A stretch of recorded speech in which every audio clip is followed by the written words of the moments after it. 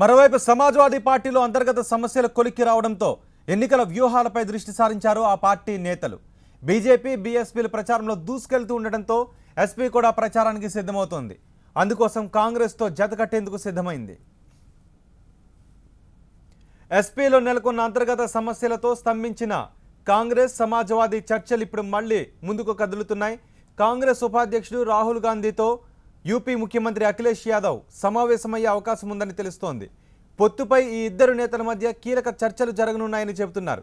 సీట్ల పంపకంతో పాటు ప్రచార వ్యూహాలపై మంతనాలు జరగనున్నట్లు సమాచారం.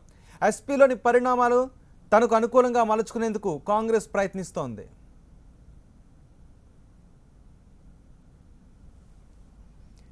యూపీ ఎన్నికలలో అఖిలేష్ సతీమణి డింపుల్ యాదవ్, రాహుల్ సోదరి ప్రియాంక గాంధీ కీలక పాత్ర పోషించనున్నట్లు తెలుస్తోంది.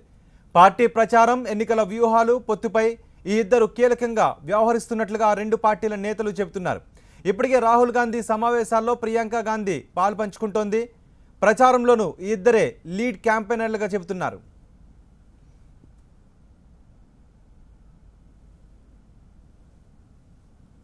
అఖిలేష్ రాహుల్ గాంధీ భేటీలో పొత్తుపై క్లారిటీ వస్తుందని చెబుతున్నారు ఎస్పీ వర్గాలు. అయితే 2012 ఎన్నికలలో గెలిచిన స్థానాల ప్రకారం సీట్ల పంపకాలు జరిగే అవకాశం ఉందంటున్నారు. కాంగ్రెస్ పార్టీకి 100 స్థానాలకి మించి ఇచ్చే అవకాశం లేదని చెబుతున్నాయి ఎస్పీ వర్గాలు.